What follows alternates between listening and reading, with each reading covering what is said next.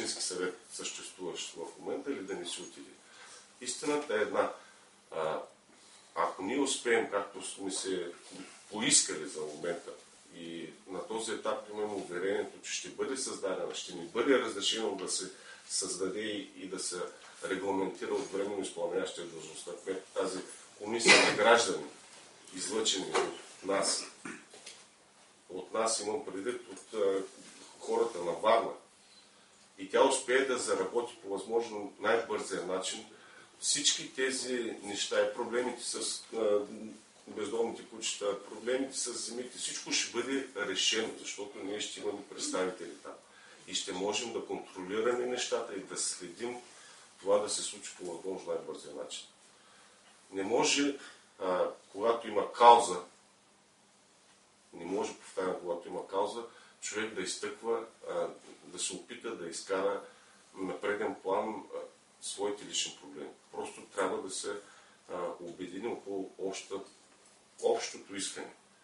А за нас това е промяната и по-добрият начин на живота в нашия град. Продиктувано от това, че ние разбрахме, че когато сме заедно, сме силни. Не е възможно един човек да пребори системата. Не е възможно един сам човек да пребори статута. А в края на краища ние искаме да променим наистина статута. И не само в нашия град, за което ще продължим да се борим, това е единомислие, а изобщо в държавата. И другото важно нещо, което може в последствие ще бъдем отпрекнати, значи от нас страна няма никакво желание, и то ще бъде доказано с декларация от всички нас, за участие на тези хора, които не виждате, в някакви изборни платформи, желание за участие в местната власт. Ние просто сме двигател. Така смея да кажа, двигател сме, ще търсим чисти експерти, за да могат наистина да се прокарат нашите идеи. Благодаря. И какъв е личният проблем, без Кънчо Бонев, ще се представят тези присъствили подписи? Надявам се много скоро да го разбереме това нещо. Може би в тази декларация вие сигурно имате информация. Вижте, мислиме, че по-важната насока тук е да се отчитат нашите действия в коя посока са, а именно в посоката за реализация на искания на гражданите, за реализация на по-добрия живот, отколкото да влизаме в междуличностни войни с Кънчо Бонев или с определени други личности.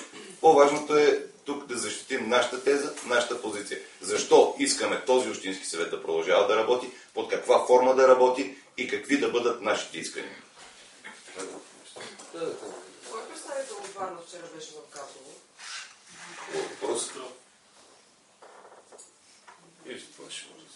Мартин Аргиров беше в Габрово с още няколко човека.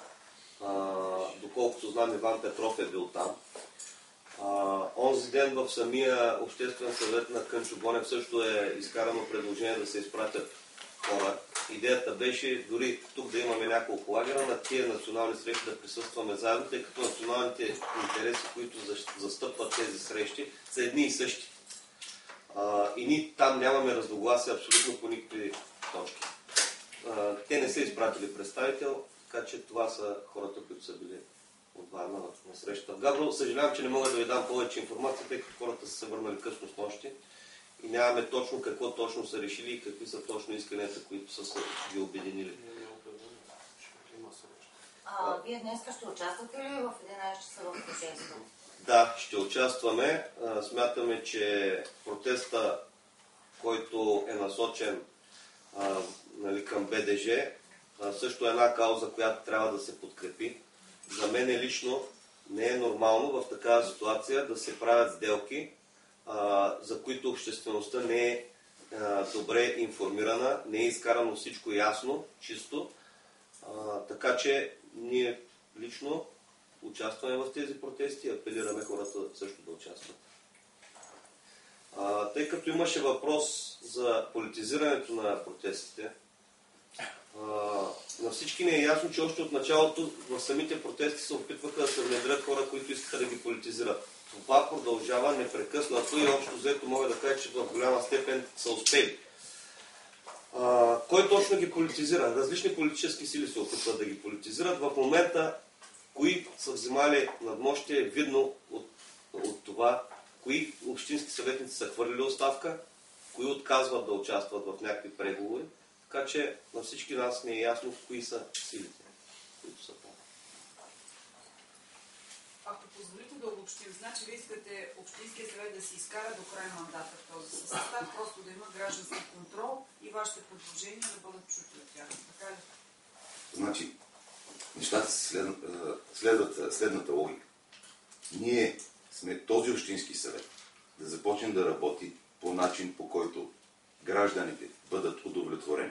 Това, разбира се, не значи, че ако този общински съвет не отговори на нашите искания, утре ние няма да сме първите на улицата, които да поискаме отново оставката. Но просто искаме като граждани със здрав разум да дадем шанс на тези хора да свършат нещата в интерес и полза на гражданите. Ако те не отговорят на нашите искания, съответно продължаваме линията с оставки, трансформирането на този общински съвет и избори за местни, и предсрочни избори за местен парламент. Нека това законно ли е, вие да влезете в Общинския съвет с съвещателни гласове? Абсолютно законно би могло да бъде, обсъждано е с юристи, съответно и на Общинския съвет. Имайте предвид, че гласовете са съвещателни. Значи, правото на съвещателен глас е едно. Ние не можем да гласуваме решение на Общински съвет, но в комисиите имаме право на съвещателен глас, което значи, че нашата позиция би могла да бъде чута, би могла да бъде тази, която да постави вето върху едно или друго решение, още на самата комисия преди гласуване. Това е момента и елемента на гражданския контрол. Аз лично се притеснявам от посоката на протестите, защото бюджета на община Варна е 200 милиона. Ако може 10%, там ще открадне 20 милиона. И промени се посоката на протестите. Значи, забрави се, че най-големият крадец в България са мобилните дружества. Там поне 200 милиона на година се крадат.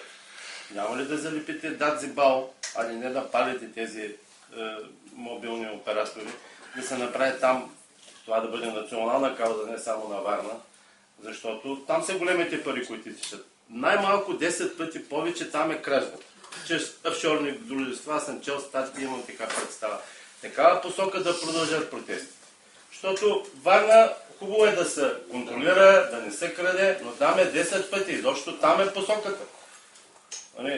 То всеки си плаща колко е данъка за смете за сгради, дайте да видим средните разходи на един човек за GSM и за стационарни телефони. Това е изключително по-голяма кауза. Много по-голяма кауза. В тази връзка заявихме, че протестите ще продължават. Протестите ще продължават с искания за националните искания. Разбира се, поставени са въпросите, които биха могли да бъдат гледани, но това е въпрос на последващи действия. Други въпроси? Основната идея е, че протестите са срещу монополите. GSM операторите са част от монополите.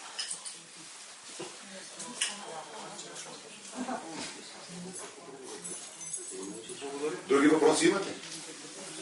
Благодарим ви за вниманието. Хубаво.